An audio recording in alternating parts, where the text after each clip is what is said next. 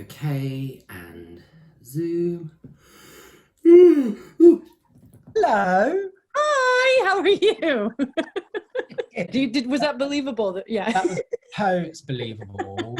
So, Amelia, why don't you tell us your full name and tell us what you do? Hello, my name is Amelia Cavallo, or actually just recently, Amelia Lander Cavallo, just got married.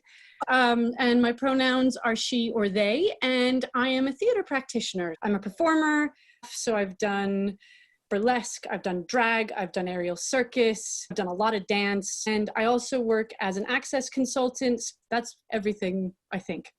I have a company with my partner, a company called Quiplash, looking at intersections of queerness and disability. What have you been up to during During lockdown? You've been making a little bit, yeah. So I have a drag character that got created through Unsightly Drag with Quiplash. My drag character is called Tito Bone. They're your average non-binary bisexual blind drag king, obviously. Tito was doing quite well, and then everything, of course, kind of fell by the wayside. I did loads of digital drag gigs, which were weird. I miss the audience, so I've kind of backed off from that a bit. As my drag self, I've been trying to do a few little bits of accessible content, but just trying to kind of pick and choose where I land, because the landscape is shifting constantly. Thinking about the sort of inclusive practices, is there anything in there that can help creating new work in safe, accessible ways moving forward? The repeated lesson for me is always about a cultural shift, where it needs to be ingrained in society that the way disability is thought of is not cool. There needs to be an understanding that disability exists and that it needs different stuff than society currently makes. So the inclusive practice for me always starts with a cultural shift. That information needs to get embedded into people's heads first. Then the concept of access becomes much easier to implement.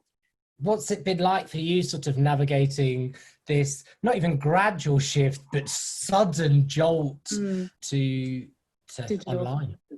I did a few things where it was live streamed on Instagram, and people watching were really trying to respond, but the digital space isn't accessible for me. So like people were, pressing the love button and writing comments, and the only way that I could access that while performing was for my partner to read them to me. It's weird. And it feels really isolating. Obviously, I'm speaking from my experience as a blind person. I built a bubble around myself of like, these are spaces where I know I can either give feedback and get things to improve, or I know that it's going to work because I've been there and I've been treated well. And all of that just seemed to kind of wash away in a day. And it felt really like going back to square one, because not only was it about dealing with inaccessible spaces even more so than normal, but the assumption that these spaces aren't inaccessible made it even worse. What it's going to be like going back into a rehearsal room when we're allowed, and interested in just thinking about what the relationships with, access support workers and things like that, and what that sort of feels like for you.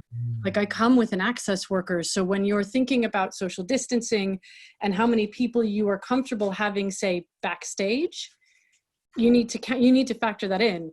Do they then, for example, have one less performer because I need access support? Like the mess that suddenly tangled up in my brain was just like, oh, wow. What's lockdown taught you as an artist?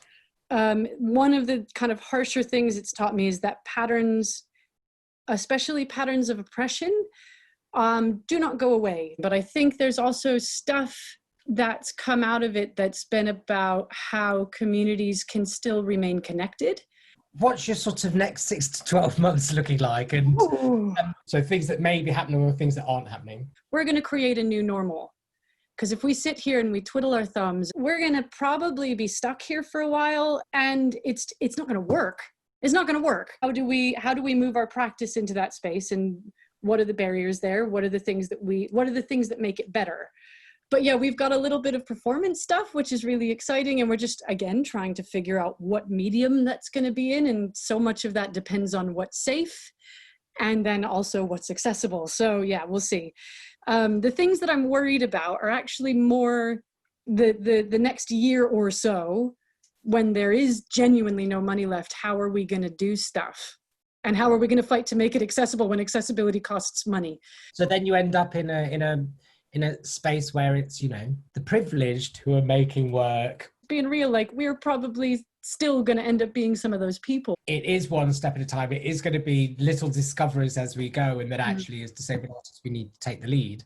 But in order to take the lead, what do we need from others?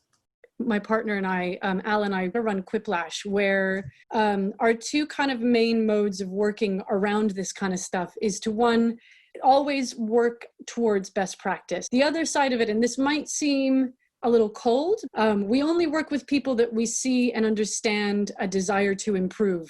I would rather give all of my time to people who are interested in doing that than fight against people who aren't going to listen. Thank you ever so much for that. It was lovely. You're welcome. Yeah, it's nice to talk to you. Have a lovely rest of the day. You too. Oh, that was the last chat.